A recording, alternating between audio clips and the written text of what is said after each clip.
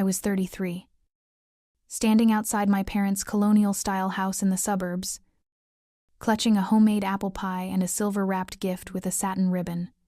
Snow had just begun to fall, dusting the driveway in a soft layer that muffled everything around me. The windows glowed with warm yellow light, and I could hear faint strains of Christmas music playing inside. It looked like a greeting card. Perfect. Peaceful. Inviting. I had spent the entire morning preparing.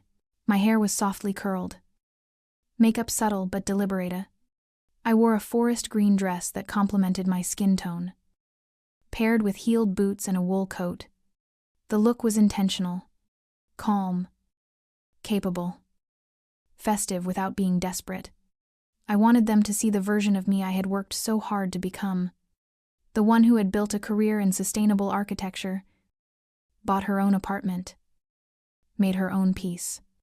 I told myself I was arriving as an equal, not a daughter begging for approval. The pie was made from my grandmother Rose's recipe. She had passed away 5 years earlier, but her spirit still lingered in flour-dusted memories and handwritten cards tucked between cookbook pages. It had taken 3 test runs to get the crust just right. I wanted everything to be perfect. I wanted, maybe foolishly, for this Christmas to feel different. I walked up the front steps slowly, my breath visible in the cold air, my heart tapping a slow warning against my ribs. When I rang the bell, I already knew they were all inside. My parents had sent out the invitation like they always did. Bland. Impersonal. Assuming attendance without ever asking. I had debated saying no. My therapist had suggested setting boundaries, but I wasn't ready. Not yet. The door opened and my mother stood there, dressed in a red cashmere sweater and pearl earrings. Her smile was polite, not warm. "Bianca," she said. Right on time. There was no hug, no offer to help with the pie. She took it without comment and disappeared into the kitchen. I stepped inside alone, still holding the gift in both hands. The living room was filled with the sounds of conversation and laughter.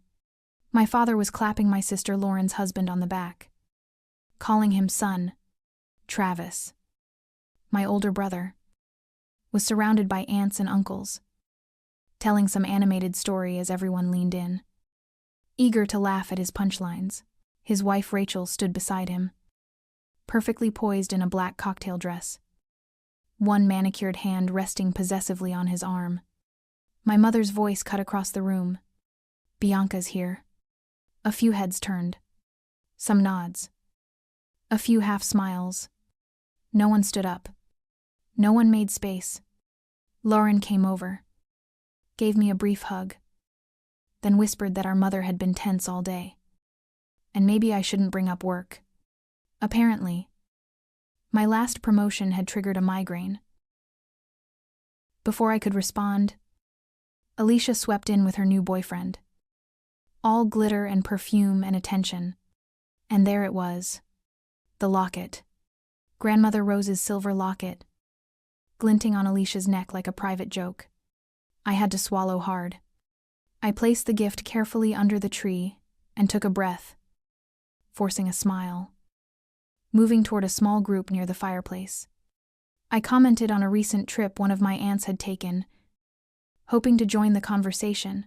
She glanced at me, then turned her shoulder slightly, returning to her story without acknowledgement. Across the room, Travis caught my eye.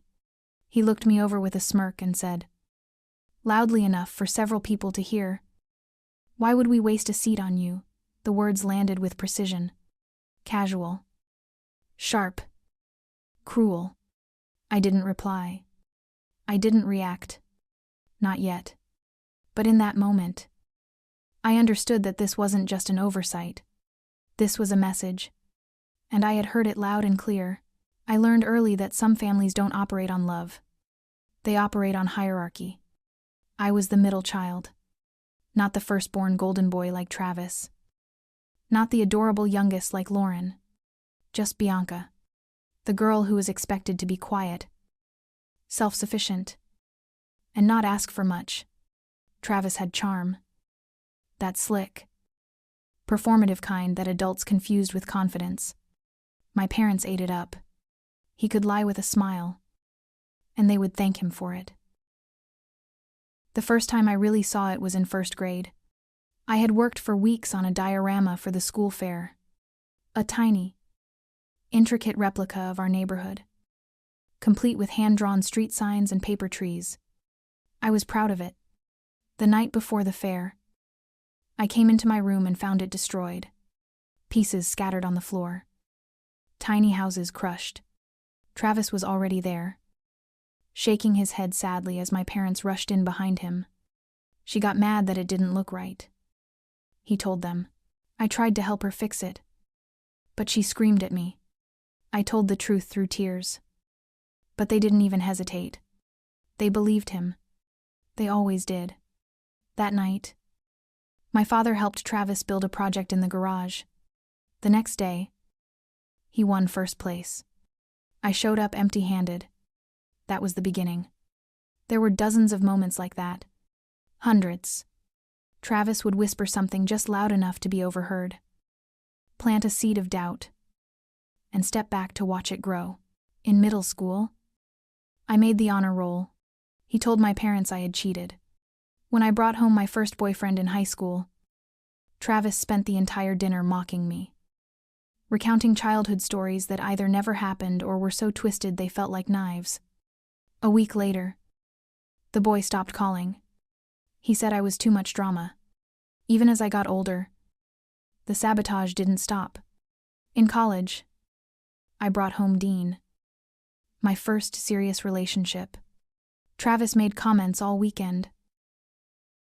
Told Dean I had a crush on someone else, that I was still figuring things out. Dean ended it a few days later, saying he didn't want to get caught in something messy. At family dinners, I'd try to share a success, like being invited to lead a sustainability design project. My mother would smile vaguely before turning to ask Travis about his real estate deals. My father would change the subject. Every time I reached for acknowledgement, the air would shift, like I'd said something inappropriate, no matter what I achieved. Travis had a bigger story, a bigger win. If I got promoted, he bought a new investment property. If I was published in a trade magazine, he was interviewed on local television. I was allowed to succeed, just as long as I didn't ask to be celebrated. Lauren, to her credit, was rarely cruel, but she never intervened either. She'd watch the dynamic unfold and look away. I think she believed staying neutral made her innocent, but silence is a choice too. Over time, I stopped bringing people home. Friends didn't understand. They saw the holiday decorations, the smiles in family photos, the warm-toned lighting in every room. They didn't hear the subtext. They didn't feel the chill. It's a strange thing, to grow up in a house that looks like love but doesn't feel like it. You start to question your instincts. You start to believe that maybe being overlooked is normal, that maybe the problem is you, but it wasn't. I didn't see that then. I just kept trying harder, kept showing up, hoping that one day I'd do enough to be seen, to be chosen, to finally be enough. My grandmother Rose was the only person in our family who truly saw me. She didn't play favorites. She didn't interrupt. She listened. When I was little, she used to braid my hair in the kitchen while telling stories about her mother and the long line of women before her. She would say, always with a soft smile, that I reminded her of them. Quiet, but strong. She kept a silver locket, delicate and worn with age, that she said had been passed down for generations, carried from Ireland during the famine, wrapped in a cloth and hidden in a bread tin. When I was 10, she told me the locket would be mine one day. Every Christmas after that, she would let me hold it. Sometimes I would slip it on for a few minutes and stare at my reflection in her hallway mirror.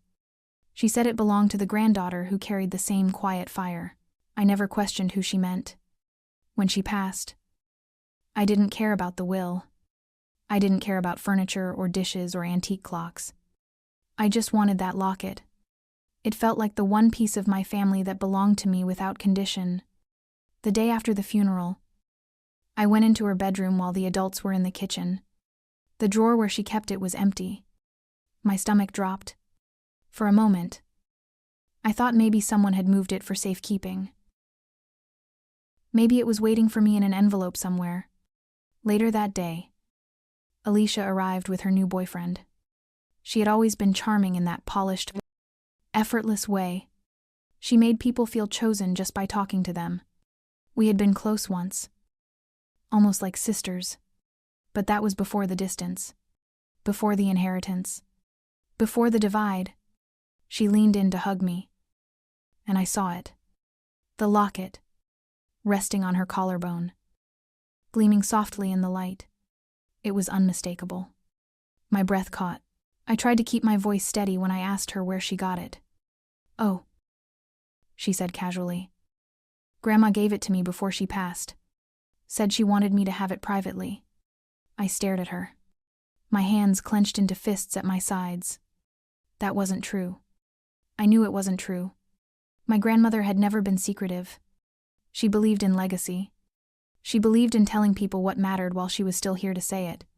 And she had told me, over and over, that the locket would be mine. I told my mother what Alicia said. She didn't even look up from her teacup. "Bianca, you've been under a lot of stress," she murmured. "Maybe you misheard." My father added, "It's not worth causing a scene. Not today." I wanted to scream, but I didn't. I just nodded, walked away, and sat in my car with the door closed, gripping the steering wheel until my fingers ached. From that moment on, Alicia wore the locket to every family gathering. It wasn't subtle. She wore it like armor, like proof. Each time I saw it, it cut a little deeper, not because I cared about the metal, but because it confirmed what I had tried so hard not to believe, that my truth didn't matter, that even in death, my grandmother's voice could be rewritten. That in this family, if someone else spoke louder, longer, or more conveniently, they would win, and I would disappear. Again. I had told myself this Christmas would be different. For weeks. I planned every detail. I chose meaningful gifts.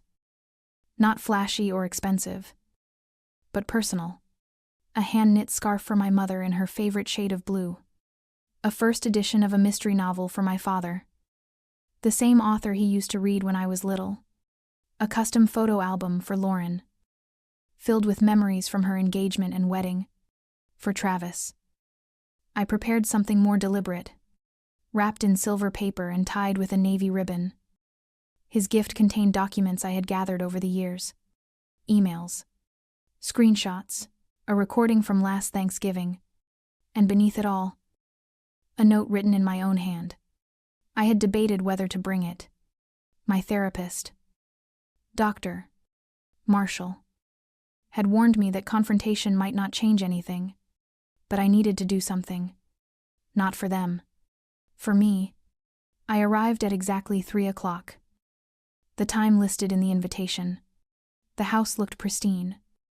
Every window outlined with white lights. A matching pair of Christmas trees flanked the front entrance like sentinels. Inside, everything smelled like cloves and roasted turkey. Holiday music drifted from the speakers. It could have been a scene from a magazine. My mother opened the door with a tight smile. She didn't take my coat. She didn't ask if I needed help carrying anything. She accepted the pie with a nod and disappeared into the kitchen without a word. In the living room, my father was laughing with Lauren's husband, clapping him on the shoulder. Travis stood by the fireplace, surrounded by relatives. His voice carried over everyone else's. His wife Rachel looked polished. One hand looped through his arm like a fixture. When my mother returned, she announced flatly, "Bianca's here." A few glances. A few distracted smiles. No one moved. Lauren gave me a quick hug. Her tone lowered as she said, "Just so you know, Mom's been stressed about dinner. Maybe don't talk about work. She said your last promotion gave her a 2-day migraine." Before I could respond, Alicia arrived. She introduced her new boyfriend with the confidence of someone always sure of her place. Around her neck, as usual, was the silver locket. I looked away. I placed my gifts carefully under the tree and tried to blend in. I joined a circle of relatives discussing a recent vacation. I waited for a pause, then mentioned something about sustainable travel. My aunt smiled vaguely, then pivoted away from me, continuing her story as if I hadn't spoken. This pattern repeated. Conversations faded when I approached. My name wasn't asked. My stories weren't heard. Eventually, my mother called everyone to the dining room. The table was exquisite. White linen runner, crystal glasses, red and green napkins folded into swans.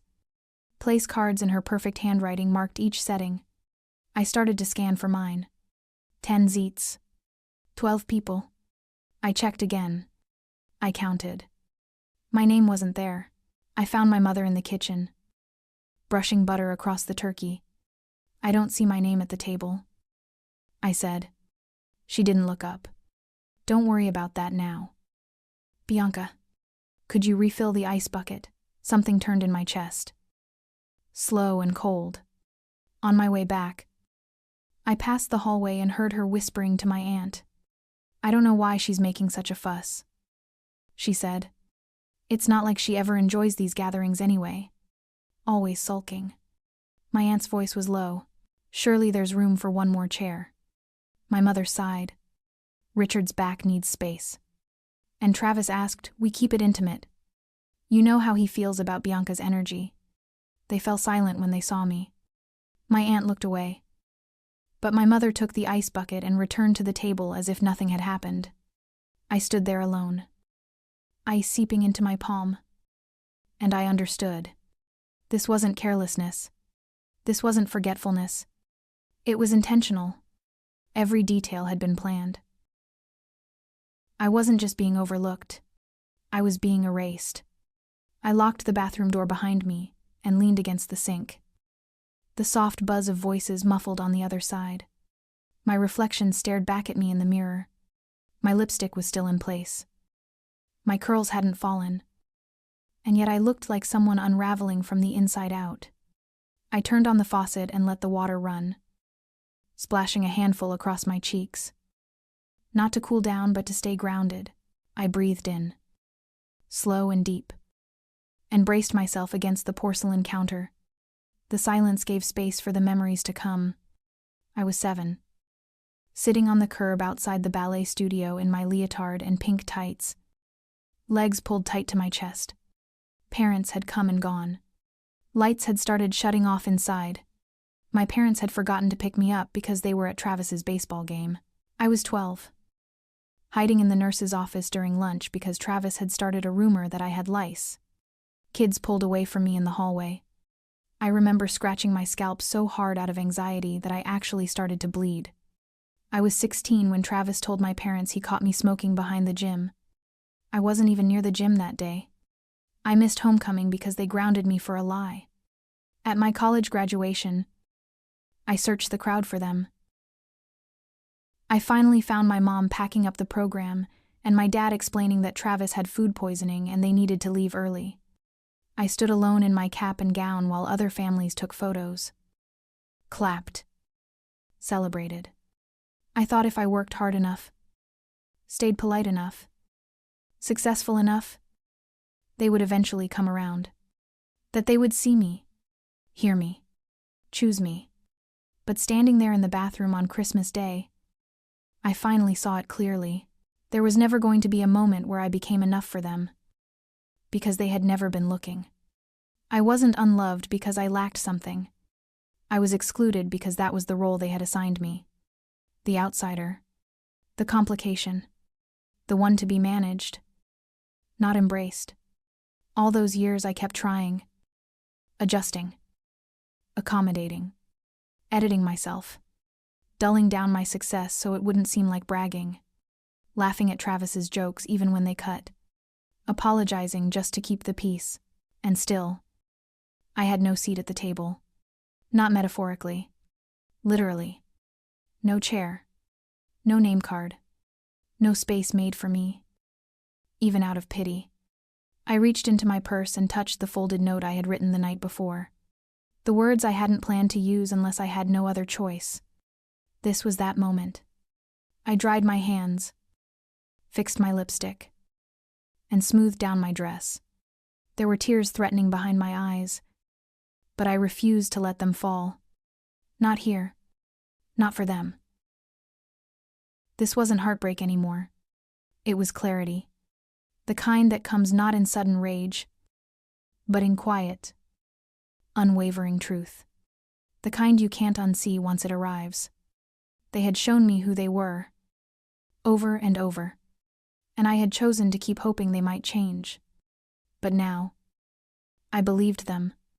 I believed the evidence. I believed myself. I was done making excuses for their behavior. Done waiting for a version of this family that had never existed.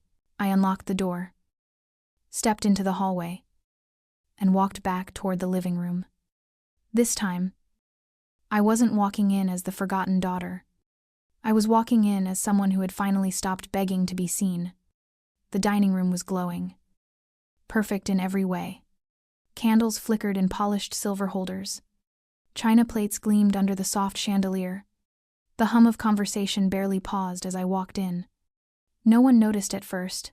I moved with quiet purpose. Not toward an empty seat, because there wasn't one, but toward the place I had prepared hours earlier. Travis sat near the head of the table, fork in hand, still mid-story, his voice commanding the attention of everyone around him. I didn't interrupt. I walked behind his chair and placed the silver box gently on the table beside his plate. It was wrapped neatly. A blue satin ribbon tied at a precise angle. The kind of presentation that made people look twice. He paused, glancing up at me with mild annoyance. "What's this? Just something I brought for you," I said calmly. "But more importantly, check under your plate." The smile faded from his face. He didn't move at first. Then, slowly, he lifted the edge of the porcelain dish. The cream-colored envelope was right where I'd left it, tucked neatly beneath.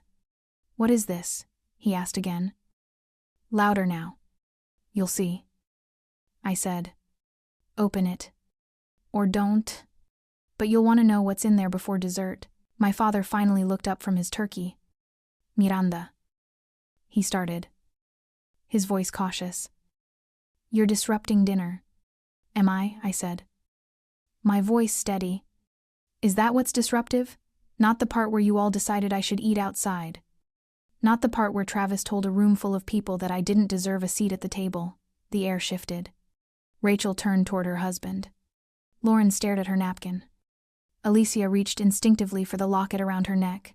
Travis gave a sharp laugh, trying to recover. "Come on. It was a joke. You're always so sensitive." I nodded. "Sure. Let's call it that. A joke. Just like the emails you sent to our relatives, suggesting I was unstable. Just like the texts where you called me pathetic, or the recording from last Thanksgiving, where you laughed about how easy it was to turn everyone against me." Travis's hand twitched. The envelope was now on the table, unopened. He was debating whether to grab it or ignore it completely. "Go ahead," I said quietly, "or I can read it out loud for you." He tore it open. The first page was an email to my aunt, sent 2 years ago, saying I was exaggerating my work accomplishments and probably needed therapy. The next was a screenshot where he told a friend that gaslighting me was practically a family sport. There were more. Pages of proof. Years of it. And finally, the copy of our grandmother's will, the one no one had seen, the one clearly stating that the locket was to be passed down to me. His face turned pale, then red, then blank. Rachel reached across him and took the stack of papers. "Let me see that," she said. Travis tried to pull it away, but she was quicker. She began reading. Her brow furrowed. Her mouth tightened. Alicia looked at me. Her hand still on the locket. Her eyes wide. Confused. Maybe even ashamed. Our father cleared his throat. He looked tired. Old. "Somehow, we've let him control this family for too long," he said quietly. His voice low but clear. No one said a word. I didn't smile. I didn't gloat. I simply stood there, watching the truth settle into the spaces where silence used to live. There was nothing left to prove. Only what had always been there. Waiting to be seen. For a long moment. No one moved. Travis sat frozen. Papers half folded in his hands. Rachel continued to read, her expression darkening with each line. My father stared at the table. My mother had gone rigid. Spoon paused midair over the mashed potatoes, as if someone had pulled the plug on her ability to pretend everything was fine. I didn't raise my voice. I didn't ask for an apology. I didn't wait for anyone to say I was right. Instead, I reached into the small side pocket of my purse and pulled out the handwritten note I had tucked under Travis's plate earlier that afternoon. I had written it the night before. Carefully. Not in anger, but in finality. This is the last time I will fight to be seen. I release you from pretending to care, and I release myself from needing your approval. I didn't say anything else. I didn't need to.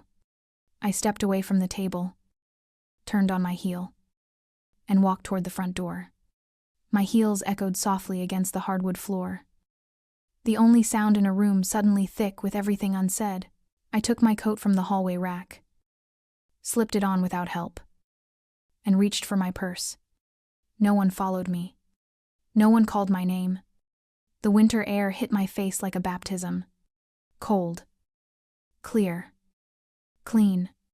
My car was parked at the edge of the driveway, beneath a street lamp that cast a soft glow across the snow-covered hood. I unlocked it, climbed inside, and sat for a moment with my hands on the steering wheel, letting the silence wash over me. It wasn't sadness that filled me. Not anymore. It was relief. For the first time in my life, I hadn't begged to belong. I hadn't tried to fix something I didn't break. I had simply told the truth, then chosen to walk away with my head high. I drove 15 minutes to the Parkview Hotel, one of the few places open on Christmas. The lobby was quiet, dressed in tasteful garlands and soft gold lighting. A single piano version of Silent Night played somewhere in the background. The woman at the front desk greeted me with a smile that didn't ask questions.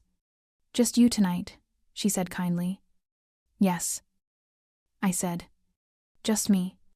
She handed me a key card and offered to have a Christmas dinner plate sent to my room if I wanted one.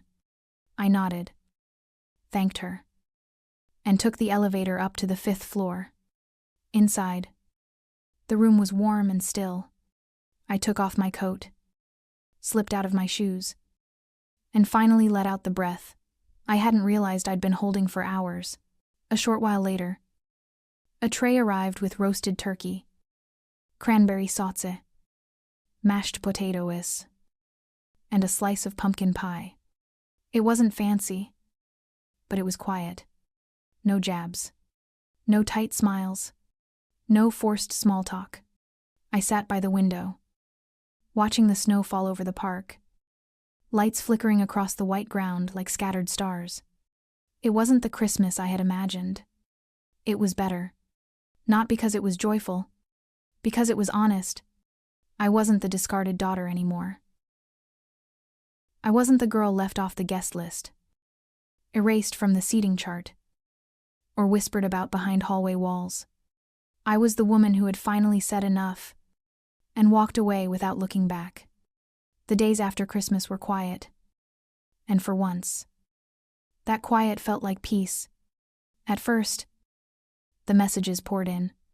My sister Lauren texted asking what had been in the envelope. "Travis," she said, was spiraling. I didn't respond. My mother left a voicemail, sharp and clipped, accusing me of ruining Christmas and demanding an apology. I deleted it without listening to the end. My father texted next, simply asking me to call. I didn't. 2 days later, Alicia reached out. Can we talk, not about the locket? About Travis. We met for coffee in a small corner cafe downtown. She looked different, less polished, more nervous. The locket was gone. She slid a small velvet box across the table before she even sat down. It's yours. It always was. I'm sorry it took me so long to return it. Her voice cracked. We talked for almost 2 hours, unpacking years of misunderstandings and the damage Travis had sown between us. She told me that after I left, Rachel had read parts of the envelope aloud. There had been other messages, some to another woman.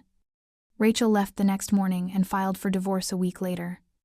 My father called again. This time, I picked up. His voice was unsteady. He said he hadn't handled things well, that he had let Travis set the tone for too long because it was easier than facing the truth. We spoke for 15 minutes. That was enough for now. My mother didn't contact me again. Not directly. I heard from Lauren that she was furious, that she believed I had staged everything for attention. I didn't try to correct her. Some stories aren't worth rewriting. Instead, I turned my energy inward. I redecorated my apartment. Gone were the muted neutrals I had chosen to avoid judgment during family visits. I painted one wall a deep teal. I hung artwork that made me feel bold. I filled every shelf with plants, light, and color. I wore the locket again. Not every day, but often. Not as a wound, but as a reminder of my grandmother's quiet strength, of the promise she made me, of the truth I had reclaimed. I started dating again. Slowly. This time, I didn't shrink myself. I said what I meant. I asked for what I needed. And when someone didn't respect that, I walked away without guilt. I redefined family on my own terms. Thursday night dinners with friends became tradition. Long walks in the park replaced strained phone calls. Conversations were mutual. Laughter was real. No one needed me to be smaller to make room for themselves. Over time, I allowed my father back in. Carefully. We met for lunch every few weeks. The conversations were awkward at first, but they grew easier. One afternoon, he looked at me across the table and said, I failed you. I let your brother shape too much of how we saw you. I didn't say much in response. I didn't need to. The acknowledgement was enough. 6 months after Christmas, I stood in my apartment, barefoot, coffee in hand, sunlight streaming through the windows. For the first time, the space around me felt like mine. Not a performance, not a compromise, just truth. I used to think family was something you were born into, something fixed, like your last name or your blood type. But it's not. Family is built, brick by brick, word by word, action by action, with people who see you, hear you, choose you. I don't need a seat at their table. I've built my own.